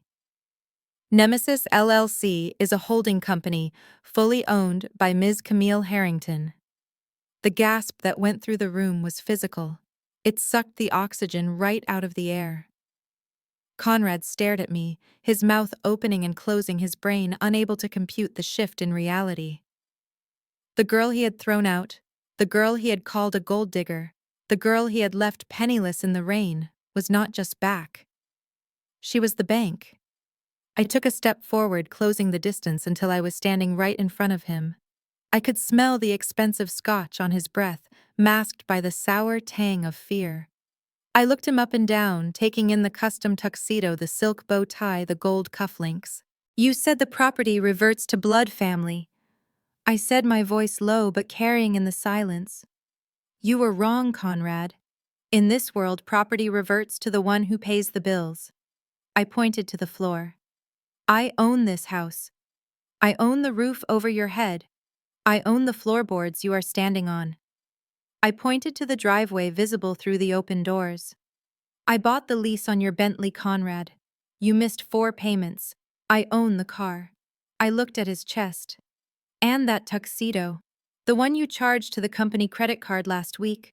The credit card that was secured by the company assets. The company assets that were cross-collateralized with the mortgage." I leaned in close so only he could hear the final twist of the knife. "I own the clothes on your back." Conrad made a sound like a wounded animal. He looked around the room, searching for an ally, searching for anyone who would step in and stop this nightmare. But the Savannah elite were like sharks. They smelled blood in the water, and they knew better than to get between a predator and its meal. They looked away. They checked their phones. They started edging toward the doors. "You cannot do this," Conrad whispered, his arrogance finally crumbling into dust. "We are family." I laughed. It was the same laugh I had suppressed at the birthday party, but now it was free, cold, and sharp as a diamond. "Family," I repeated. "Family does not steal from their children. Family does not throw widows into the street. You are not my family, Conrad. You are my tenant, and you are being evicted." I turned to the sheriff. "Sheriff, I would like to exercise my property rights. These individuals are trespassing on land owned by Nemesis LLC. They have no lease, they have no ownership, and they have caused significant damage to the interior." I gestured to the white-painted fireplace, to the ruined library. "I want them removed, immediately." The sheriff nodded. He stepped up to Conrad, his hand resting on his handcuffs. "Mr. Harrington, I am going to have to ask you and your family to vacate the premises. You have 30 minutes to collect personal essentials. Anything else will be inventoried by the new owner." Conrad looked at me one last time. There was no fight left in him. The facade had cracked, and underneath there was nothing but a small, frightened old man who had lived a lie for too long. But I was not done. I looked at Derek, who was cowering near the bar, trying to make himself invisible. "And Derek," I said, my voice pitching up so the whole room could hear, "do not bother going back to your condo to pack. Nemesis LLC bought that note too. The locks were changed an hour ago." Derek dropped his glass. It shattered on the floor, a final punctuation mark to the end of the Harrington dynasty. I turned my back on them, facing the crowd of stunned guests. "Please forgive the interruption," I said, smoothing the lapel of my white suit. "The party is over. Please drive safely." I walked toward the library, or what used to be the library, to watch the eviction from the window. I did not need to see them leave. I just needed to know they were gone. The house was mine again, and this time I held the keys. The silence in the ballroom was shattered by Conrad's desperate attempt to regain control as he straightened his tuxedo jacket and tried to laugh off the foreclosure notice like it was a minor bookkeeping error. But I was not done with him yet. I took another step closer, invading his personal space, just as he had done to me in the driveway 30 days ago. I reached into the leather portfolio Harrison was holding and pulled out a single sheet of paper. It was a bank transfer record, highlighted in neon yellow. "You keep talking about family legacy, Conrad," I said, my voice cutting through the room loud and clear. "But we both know the only legacy you care about is your own comfort." I held up the paper for the guests to see, specifically the board members of the Historic Preservation Society who were standing in the front row, clutching their pearls. "This is a transfer record from the Society's endowment fund, dated last Tuesday," I said, looking directly at the board chairman. $300,000 moved from the charity account into Harrington Holdings, specifically to pay for the catering, the flowers, and the band for tonight's party. The crowd gasped audibly. The chairman stepped forward, his face pale, looking at Conrad with dawning horror. "You paid for your own vanity party with stolen charity money," I continued, my voice devoid of mercy. "You embezzled funds from the very people you are trying to impress, just to keep up appearances. Tell me, Conrad, does the champagne taste better when it is bought with money meant for restoring historic landmarks?" Conrad's face turned a shade of purple. I had never seen before. He opened his mouth to deny it, to spin another lie, but the evidence was in my hand, and the truth was written all over his sweating forehead. He looked like a cornered rat, realizing there was no hole left to scurry into. "That is a lie," he sputtered, his voice weak. "That was a loan, a temporary allocation of funds." "It is embezzlement," Harrison interjected smoothly, "and it is a felony." Before Conrad could respond, a movement in the corner caught his eye. Derek shoved away from the bar, stumbling toward us. His face twisted in a drunken rage. He pointed a shaking finger at me. "You witch!" he shouted. "You ruined everything! You are just jealous because you—" "Shut up, Derek." The voice did not belong to me or Conrad. It belonged to Nia. She stepped out of the shadows, her black dress sharp against the white decor. She walked toward us, not with the hesitation of a victim, but with the stride of a prosecutor entering a courtroom. She stopped beside me, creating a united front that made Derek recoil. "Nia, what are you doing? Get over here," Derek commanded, trying to summon his usual dominance. "Get away from her." Nia reached into her clutch and pulled out a thick envelope. She did not hand it to him. She slapped it against his chest hard enough to make him stumble back. "I am done, Derek," she said, her voice ice cold. "These are divorce papers. I filed them this morning, citing irreconcilable differences and habitual substance abuse." Derek laughed, a nervous, incredulous sound. "You cannot leave me. You have nowhere to go. I control the money." "You have no money," Nia corrected him. "You are bankrupt, and I am a partner at a law firm. I have plenty of money, and unlike you, I earned mine." She pulled out a second document, a court order with a red stamp on the top. "And this," she said, "is a restraining order, granting me full temporary custody of our son and barring you from coming within 100 yards of us. You cannot take my son." Derek screamed, lunging toward her, his hand raised in a fist, the same fist that had left the bruise on her face weeks ago, but he never made contact. The sheriff moved with a speed that belied his size, stepping between them and grabbing Derek's wrist in a vice grip. "I would not do that, son," the sheriff warned, his voice low and dangerous. "We have the video. Miss Nia provided us with the security footage from your living room from last Tuesday night. The judge found it very compelling." The color drained from Derek's face as he realized his secret violence was no longer secret. The guests were staring in open revulsion. The whispering had turned into a roar of judgment.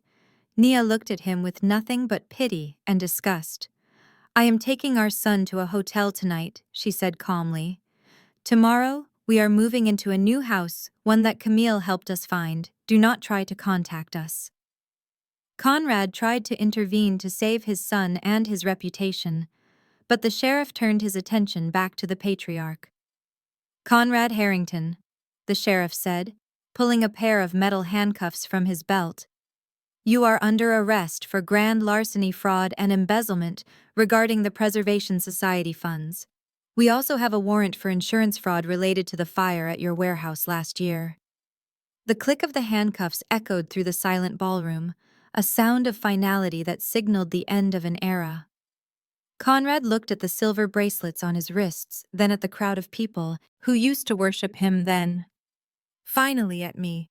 His eyes were filled with hate, but also a terrifying realization he had underestimated me, and it had cost him everything.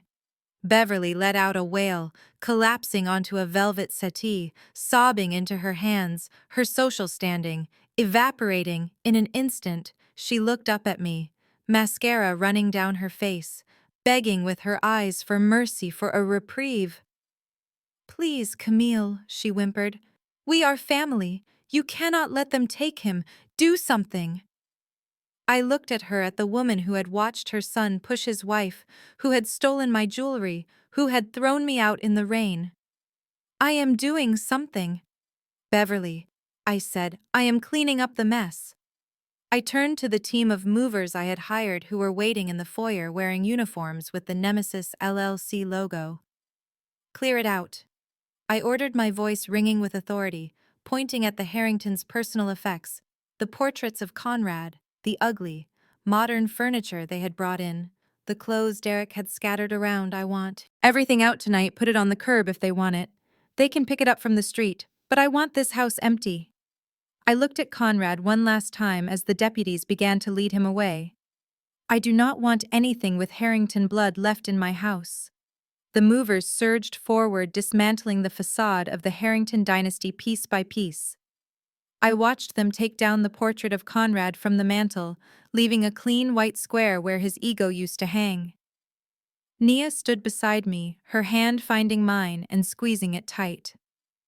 We watched as the police led Conrad and a sobbing Derek out the front door into the flashing lights of the patrol cars. The guests filed out behind them, silent and shaken, eager to distance themselves from the scandal. When the last of them was gone and the house was filled only with the sound of movers working, I turned to Nia.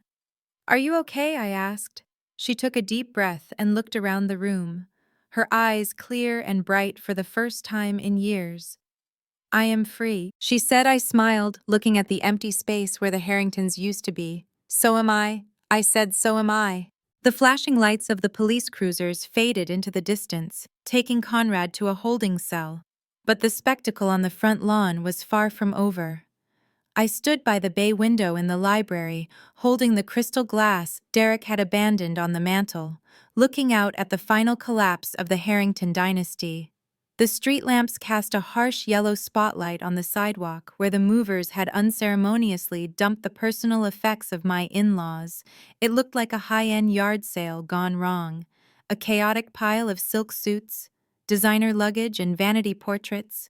Beverly sat on top of a Louis Vuitton steamer trunk, her silver sequined gown trailing in the dirt like a broken disco ball. She was frantic, holding her phone to her ear, with a desperate grip, dialing number after number. I watched her lips move, pleading with the voicemail of every socialite in Savannah. She was calling the bridge club members, the charity board directors, the women she had gossiped with for 40 years, but nobody was answering. In this town, scandal is a contagion. And tonight Beverly Harrington was patient. Zero. She looked small, huddled there in the humidity, her mascara streaked across her cheeks. A lonely figure stranded on an island of luggage, watching the tide of her social standing roll out for the last time. Then came the sound of screeching tires that made Beverly jump, a black SUV with tinted windows pulled up to the curb, screeching to a halt just inches from where Derek was trying to gather his scattered clothes. He froze, his face draining of color. He wasn't being arrested by the sheriff.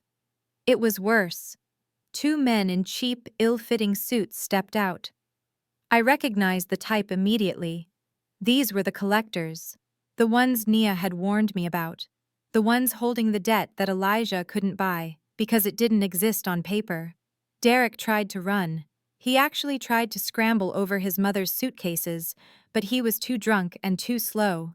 They grabbed him by the collar of his ruined tuxedo, lifting him off his feet. There was no shouting, no reading of rights, just a brief violent struggle before they shoved him into the back seat of the vehicle. Beverly screamed, reaching out for her son, but one of the men just looked at her and shook his head before getting back in the car. Derek looked at the house one last time, his eyes meeting mine through the glass, pleading for a salvation that wasn't coming. The car sped off into the night, leaving only tire marks and the echo of his fear. I turned away from the window. The house was quiet now. The frantic energy of the party and the eviction had dissipated, leaving behind a heavy silence. The air conditioner hummed softly, cooling the air that had been stifling just an hour ago. I looked down at the wine in my glass. It was the Chateau Margaux, the vintage I had saved for a special occasion. The bottle Derek had cracked open to celebrate stealing my home. I lifted it to my lips and took a slow, deliberate sip, tasting the notes of blackcurrant and oak. It was complex, rich, and tasted like absolute victory. I looked at the empty spot on the wall where Conrad's portrait had hung, and then back at the window, where Beverly was now sobbing alone into her hands. "It really is an excellent vintage," I whispered to the empty room, my voice echoing off the walls I had reclaimed. "It is good wine. Pity you can no longer afford to drink it." The morning after the eviction, I woke up in the master bedroom, not as a squatter but as the undisputed owner. The sun streamed through the window, illuminating the dust motes dancing in the air where Beverly's vanity had stood just 24 hours ago. The house was empty, echoing, and finally mine. But as I walked through the silent halls touching the walls I had restored with my own hands, I realized something unexpected. I did not want it. This house was a monument to a war I had already won. It smelled of Conrad's cigars and Derek's cheap cologne. It held the ghosts of arguments and the stain of betrayal. It was not a home anymore. It was just an asset, and assets are meant to be liquidated. I called Elijah at 9 a.m. "Sell it," I said. "Are you sure?" he asked, sounding surprised. "You fought hard for this place." "I fought for my dignity," I corrected. "The house was just the battlefield. I don't need to live in the trenches after the war is over. Put it on the market today. Cash offers only. I want it gone by the end of the week." It sold in 3 days. A tech entrepreneur from Silicon Valley, looking for a southern retreat, paid $4.2 million for it.